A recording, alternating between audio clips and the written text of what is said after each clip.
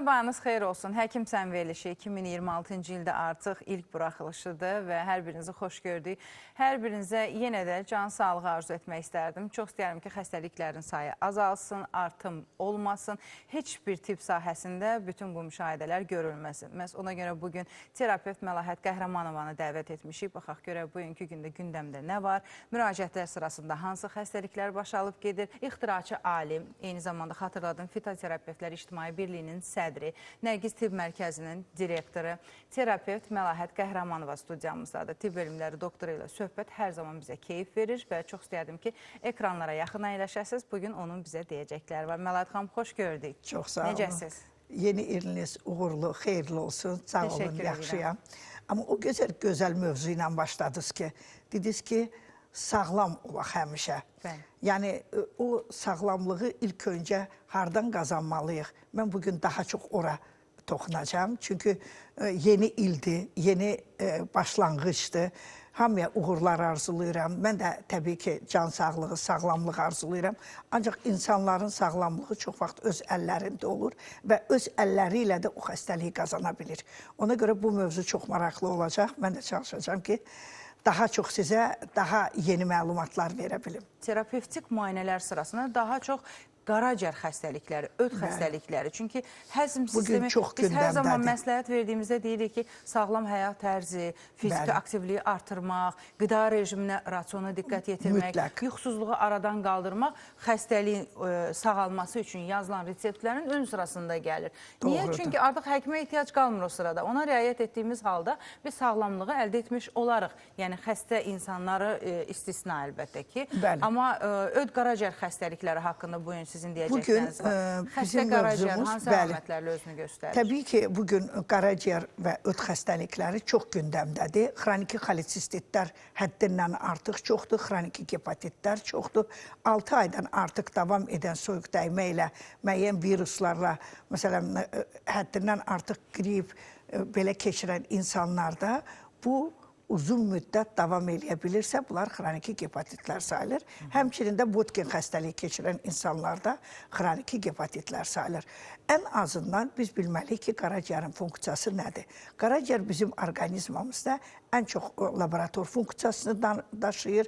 Orqanizmə düşən toksik maddələrin zərərsizləşdirməsində birbaşa qaraciyərin rolu var. Və onunla yanaşı bizim onu da qeyd edim ki, son statistik məlumatlara görə əvvəllər deyirlər ki, 500-ə yaxın funksiyası var. Amma son illər onu göstərdi ki, 1800-ə yaxın, 500-dən artıq. Bəli, daha çox 1800-ə yaxın funksiyası var ki, qaraciyər orqanizmdə daxili mühitin sabit saxlanmasında birbaşa rolu var. Və qaraciyərimizin qorunması, onu necə biz müdafiə edib qorumalıyıq, bunu daha çox diqqət yetirməliyik. Və qaraciyərin dediyimiz kimi çox sakit orqan olduğu üçün ağrıya həssas deyil, ağrı verən orqan deyil və insanlarda sinir ucları olmadığı üçün ağrı vermir və bu da insanları daha rahat salır. Heç vaxt qaraciyərin narahatçılığına şikayət etmirlər. Amma illər keçdikcə yediyimiz, içdiyimiz, bayaq dediyiniz kimi qida rasionunun normal olmaması, yuxunun normal olmaması, həyat tərzimiz, bunların hamısı qaraciyərdə toplanaraq get-gedə illər keçdikcə o toksik təsirlərdən qaraciyərdə yüklənmə yaranır ki, bu da qaraciyərin funksiyasına böyük təsirini göstərir. Onu da yaddan çıxarmayaq ki, immun sistemin bərpasında da vitamin depomuz qaraciyərdir ki, qaraciyərin funksiyası normal olduqda vitamin deposu da daha çox demək olar ki, inkişaf etmiş olur. Əsas hansı amillər qaraciyəri yüklür? Birincisi olaraq viruslardır, gepatitlərdir. Bunlar qaraciyərin birinci düşmənidir. Qida rasionunun normal olmaması, kişilərdə ən çox içkiyə alüdəçilik, bunların özü də qaraciyəri yüklür. Toksik maddələrlə işləyən, kimyəvi maddələrlə işləyən insanlarda, bunlarda da bu yüklənmə müşahidə olunur. Və qida rasionunun düzgün olmaması, keyfiyyətsiz qidalar, bunlar da qaraciyərin yüklənməsində başlıca rol oynayır. Və insanlar qaraciyər orqanını məsələn, çox vaxt mən çox müşahidə eləmişəm ki, mədə-bağırsaq sistemi xəstəliklərində heç vaxt qaraciyəri nəzərə almırlar. Əgər kimdəsə qəbizlik varsa, mədə ağrısı varsa, bağırsaqlarda problem varsa, köp var, qəyirmə var, ürəkbulanma var, ən çox burada mədə-bağırsaq nəzərdə tutulur. Amma ilk öncə biz bilməliyik ki, qaraciyərin vəziyyəti necədir? Qaraciyər və ödün funksiyası həzm prosesində birbaşa rolu var. Ona görə də qaraciyərin funksiyasını nəzərə alaraq mədə-bağırsaq sisteminin müalicə aparıldıqda daha effektiv nəticə ola Qeyd bilər. elədiyiniz əlamətlər artıq qaraciyər xəstəliklərinin əlamətlərinin müxtəlifliyini göstərir. Təbii ki. Mədə pozğunluğu olanda istərsəməz mədə-bağırsaq ağlımıza gələcək. Amma qusma, ishal, qəbizlik, bəli, bunlar hamısı qaraciyər problemi. Baxın, Sidiyin nəcisin rənginin dəyişməsi. Allergik həssaslığı yüksək olan insanlar var. Onlar birbaşa allergiyanı müalicəsinə üstünlük verirlər. Amma toksik təsir qaraciyərdən olduğu üçün təbii ki, bu allergik həssaslığı aradan qaldırmaq, dəri xəstəliklərində çox vaxt görünür ki, dəridə böyük yaralar olur, qaşıntılar olur, gecə tutma şəkilli yaşlı nəsildə qaşınmalar var, qəbizlik var, köp var, qəyirmə. Bunların hər biri mədə-bağırsaqla yanaşı qaraciyər öddə də mütləq özünü göstərir. Parazitar xəstəliklərin özü belə qaraciyərə böyük toksik təsiri var ki, bu da get-gedə illər keçdikcə qaraciyərdə daha böyük fəsadların yaranmasına gətirib çıxar. İstər exnokoklar olsun. Exnokoklar qaraciyərdə bu günləri mən deyərdim ki, çox yaygındır. Ayın 17-sində Gəncədə olacaq. Yanvar ayının 17-sində bəli, Gəncədə olacaq. Orada olan xəstələri biz qəbul eləyəndə nə qədər qaraciyər öd xəstəliklərinə biganə qalan insanları görürük. Onlar heç onu hiss eləmir, bilmir ki, onun qaraciyərində yüklənmə var. Biganə niyə deyirik ki, səssiz orqandır da, doktor? Səssiz olsa da insanlar ən azından ildə bir dəfə, bəli, biz insanlar öyrəşmişik ki, ağrı olsun, siqnal olsun, sonra biz o orqan haqqında düşünək. Təəssüflər olsun ki... Ağrı reseptorları yoxdur, ağrını hiss eləmirik, yalnız bəlkidir, halda biz ona müşahidə eləyəcəyik və həkimə. Maye yığılır, nə bilsin qaraciyərdir? O qədər asitlə elə xəstələr var. Nəcisin sidinin rənginə baxır. Deyir, yəqin axşam çuğundur yemişəm, ondan sidinin rəngi dəyişib. Səhv deyirəm. Bəli, çox doğru deyirsiniz, bu ola bilər. Nəcisin rəngində bir saralma varsa, deyir, ödümdəndir. Yəqin yağlı yemişəm, ödüm çatdırım. Yəni, hər kəs özünə məxsus siz elə fikirləşirsiniz ki, onu düşünürlər. Heç onu da çox vaxt düşünmürlər. Heç ona baxmırlar da. Amma bir şeyi qeyd eləyək ki, yox, doğru deyirsiniz. Həqiqətən də insanlar bu günləri, məsələn, qida rasionuna o qədər diqqət eləmir. Pi infiltrasiyası çox uşaqlarda belə görünməkdədir. Məsələn, bir 10 il qabaq uşaqlarda biz pi infiltrasiyasını müşahidə eləmirdik, görmürdük. Amma bugün uşaqlarda ümumiyyətlə daha çoxdur. Keyfiyyətsiz qida, fast food yeməkləri, həyat tərzinin normal olmaması və bu telefona aludəçilik, oturaq həyat tərzi, bunların hamısının orqanizmə öz fəsadı var. Baxın, sinir sisteminin özünün belə qaraciyərə təsiri var. Mədə-bağırsaq sistemində olan o gərginlik, o pozulma. Baxın, biz illərdir hepatitləri deyirik. Bugün deyərdim ki, hepatitlər hətta yaddan çıxıb, o qədər ki, qaraciyər yağlanmasına daha çox rast gəlirik. Ultrasəs müayinəsi zamanı həmişə həkimlər nəyi qeyd edir? Kalsinat var, bərkimə var, böyümə var. Bayaq qəşəng bir söz dediniz ki, qarnına su gəlir, asiti var. Xəstə heç onun ağrısı yox, acısı yox. Ən ağır serozlarda belə o ağrı yoxdur. Doktor, müayinə sırasında qaraciyərin yağlanması, piylənməsi sırasında belə mən özüm şəxsən bunun şahidi olmuşam. Həkim deyir ki, qorxusu yoxdur. Yox, qorxusu niyə yoxdur? Fibrozlaşmaya gətirib çıxardanda zamanla, yəni onu da dərəcələrə böyle birinci dərəcə piylənmə, ikinci, yenə də qaraciyərdə yağ varsa, yağlanma varsa, demək ki, onun fəaliyyətdə mənfi təsir göstərir. Ümumiyyətlə, həzm sistemi orqanlarına mənfi təsirini göstərir. İnsan da gedib rahat oturur evində, deyir, hə, nə olar ki, biraz artıq çəkim var, qaraciyərimdə bir balaca piylənmə var, elə bir problemim yoxdur. Amma baxın, halbuki probleminən yekəsini qaraciyərdə yaranan o piylənmə, o kalsinat, onlar illər keçdikcə öd kisəsinin funksiyasını pozur. Öd kisəsinin funksiyası nədir? Qaraciyərdə istehsal olunan həmin o yaşıl, tünd, zeytun rəngli, sarı qızılı rəngli öd ötürülür ödlüyə. Ödlükdə isə o normal halda olmadıqda, öd yaxşı süzmürsə, qatlaşma çöküntü yaranır. Çöküntü qatlaşma yaranan zaman öd kisəsinin də funksiyasında pozulur və həmin o kalsinatlar get-gedə birləşərək daşa çevriləcək. Amma o həmin müddətdə ki, o bəzi həkimlər yazır, xılt var, qum dənəcikləri var, palçığa bənzər öd mühtəviyyatı var. Bunlar nədən xəbər verir? Dediyiniz kimi qaraciyərdə olduğu kimi öddə də onu önəmsəmirlər. Xroniki xolestiti olan heç bir xəstə onu ciddiyyətə almır. Amma o palçığa bənzər, o qatlaşmış, o çöküntü, divar qalınlaşması, bunlar qaraciyərin funksiyasının pozulması ilə yanaşı öddə əmələ gəlir və ödün də funksiyasında bu pozulma yarananda gedir çıxır mədə-bağırsaq sistemində həzmin pozulmasına. Məsələn, dünəndə sırağa gündə neçə dənə xəstə gəlib, necə ağır qəbizlikdən əziyyət çəkirlər. Bunlar hələ bir dəfə işlədicidən başqa heç bir müalicə almırlar. Hansısa həkim bir dəfə işlədici yazıb, bunlar o işlədicidən istifadə edirlər. Cavan gəlindir. Bugün 30 yaşı var, 35 yaşı var. Körpə uşaqlar gəlir qəbizliklə. Bunlar onu fikirləşmir ki, bunun sabah gələcəkdə bu uşağı nələr gözləyir. Bu gəlin sabah nələrlə üzləşəcək. Yaşlaşanda siz necə, bəs o ishalın, o qəbizliyin qarşısını necə alacaqsınız? Həzm prosesini verən öd turşusudur. Öd turşusunun tərkibində olan komponentlər bağırsaqlarda həzm prosesini aktivləşdirir. Və o normal ifraz olunmadıqda, təbii ki, get-gedə həmin o qəbizlik yaranacaq ki, bu da illər keçdikcə babasilin əmələ gəlməsinə, çatların əmələ gəlməsinə, peristaltikanın zəifləməsi, get-gedə mədə-bağırsaq pozulmalarının, həddindən artıq köpün, gəyirmənin olmasına gətirib çıxar. Belə xəstələrdə əsəb gərginliyi olur. Hətta deyərdim ki, diafraqma o qədər sıxılır ki, köpdən, taxikardiya olur, xəstə ürəyindən şikayət edir. Amma onun o köpdən olduğunu belə ağılına gətirmir. Təzyiqin yüksəlməsi müşahidə olunur qəbizlik zamanı. Bunların, bu simptomlar bir çox xəstəliklərdə də ola bilər. Ən çox da yaranan səbəb məhz ödün funksiyasının pozulmasındandır. Buna görə də biz məsələn məsləhət eləyəndə ki, qaraciyərin ödün yoxlanmasını aparın, İstər viruslarda, istər hepatitlərdə mütləq qaraciyərin ödün funksiyası yoxlanılıb, mədə-bağırsaq sistemində problem olarsa, sonradan mədə-bağırsaq sisteminin müalicəsini aparmaq daha uyğun olardı. Çünki insanlar gedir mədə-bağırsağı müalicə eləyir, dediyim, sadaladığım o şeylər nəzərə alınmır.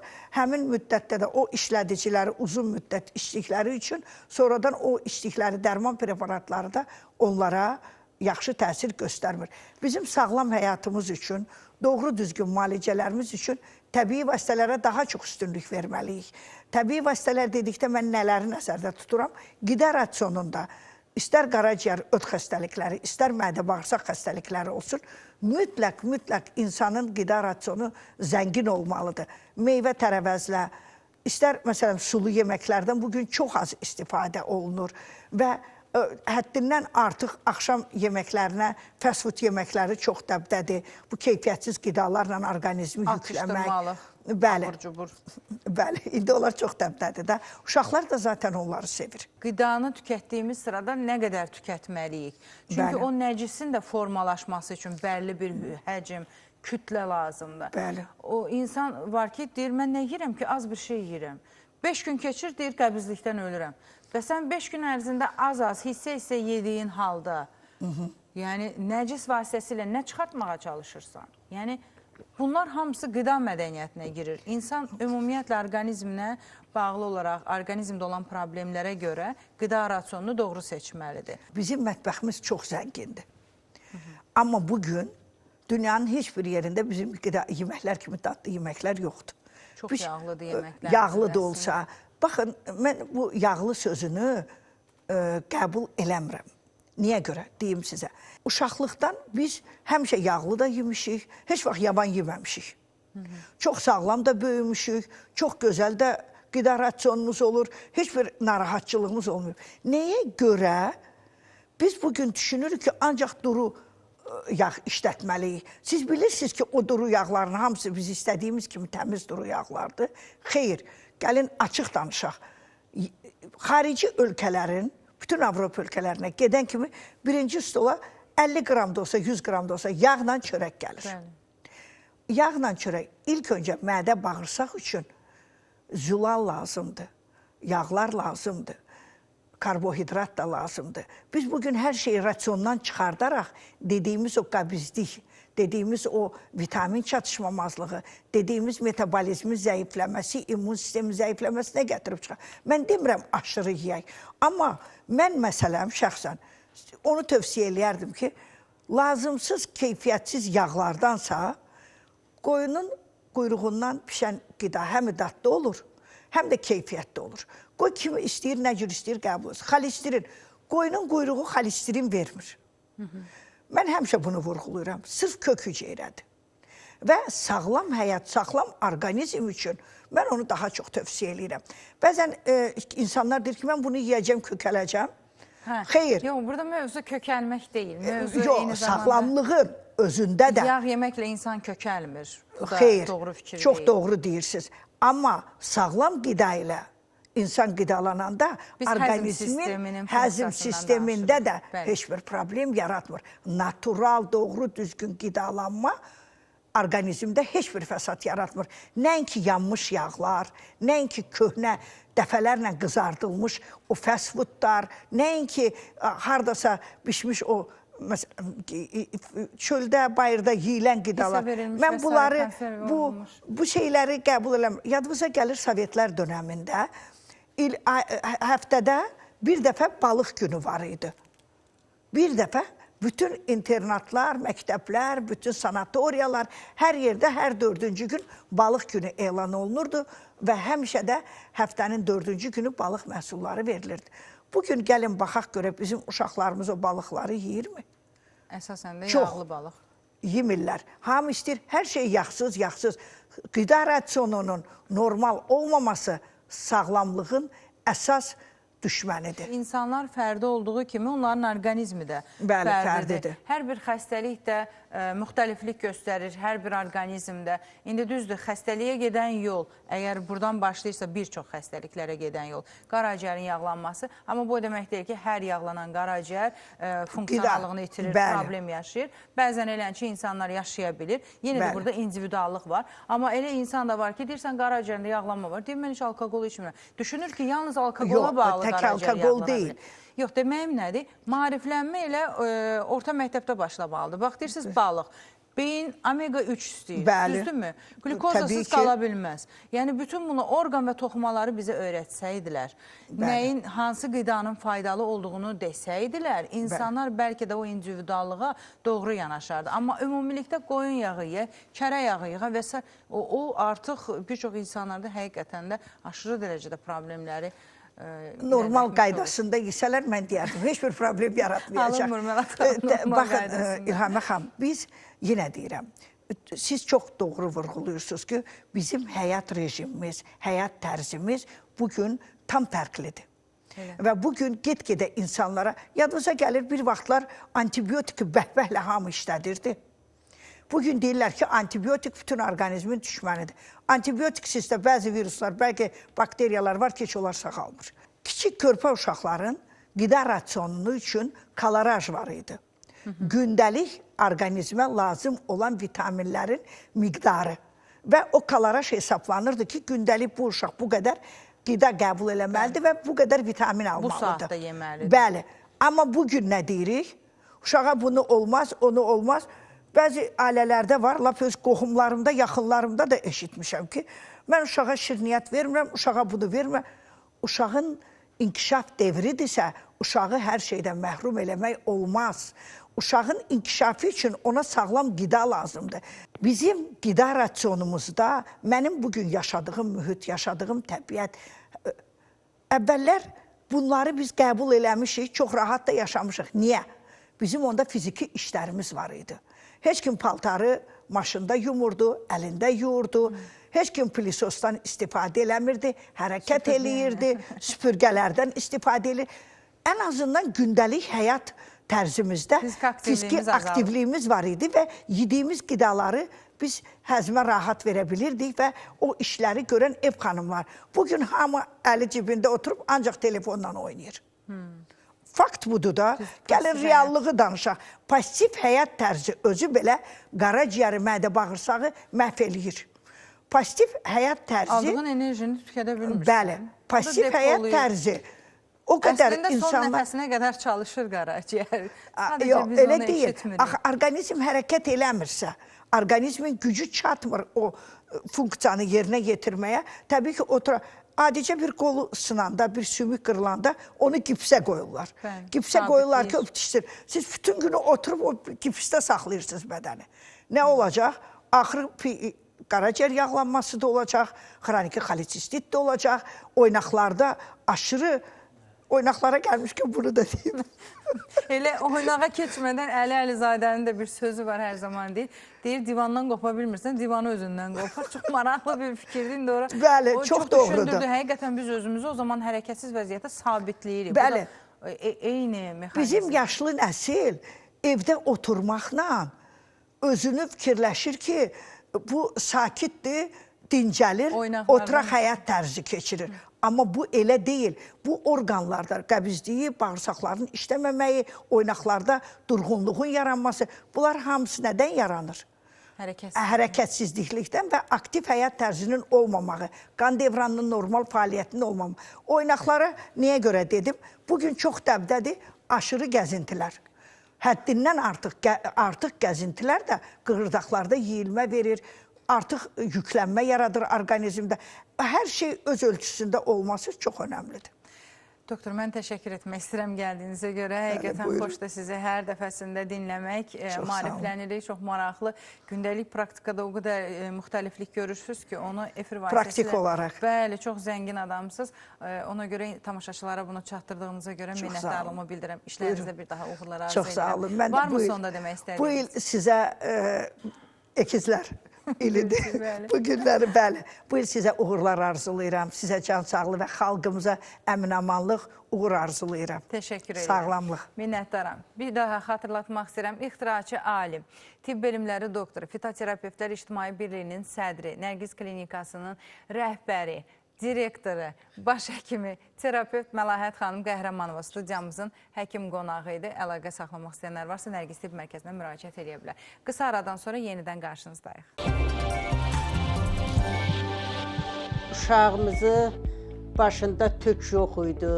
Lap yaxça nəticəsini gördük. Əllərin sağ olsun. Var olasınız. Var olasınız. Çox sağ olun. Saçları ucu başlayıb çıxmağa. Maşallah ucu görür ki, belə baxaq. Bütün burada hamısında tüklər var. Şükür Allaha. Təki belə olsun. Müalicənizi davamını verəcəyik. Hələ ki davam eləyin. Əlavə də nə lazım olsa yenə təyin eləyəcəyik. Həm vitamin terapiyası, həm qurdun yekununu və şükür Allaha ki saçları çıxıb hələ. Mən sizə sitə görə müraciət eləmişdim. Mən çox həqiqətən 12 ildir də mən o xəstəlikdən əziyyət çəkirəm. 20 günün nəticəsini görmüşəm. Müayinəyə gələndə məndə qaraciyər, amma bilmirdim də öddə, dalaqda, qaraciyər dalaqda da şişkinlik aşkar olundu. İndi UZ-yə getdim, o problemlərimi də qurtarıb. Sizə çox təşəkkür edirəm. İnşallah stit ümumiyyətcə məndən təmiz qurtarar. Neçə ildir qızım qan azlığından əziyyət çəkir. Neçə yerə aparmışam, asqaritlə lambriya qurtları var. Amma nə qədəm də müalicə lətirsəm, xeyrini görməmişəm. İndiyə kimi bu aldığınız müalicələr müddətində nəsə bir narahatçılığınız nəsə olub? Hə, olub. Yəni ki, heç bir şey deyil, yaxşılıq deyil. Neçə vaxtı əziyyət çəkirəm mən ötküsəmlə, ondan sonra qaraciyarımın piylənməsindən, özüm də şəkər xəstəsiyəm, bir də lambadan. Bu lambanı mən daha getmədiyim yer qalmadı. Çox təşəkkür edirəm. Sənin gələn ayaqlarına belə canımız yox, Allah eləməsin. Vallahi doğru sözdür. Çox sağ olun. And olsun Allaha deyirəm. Təşəkkür edirik.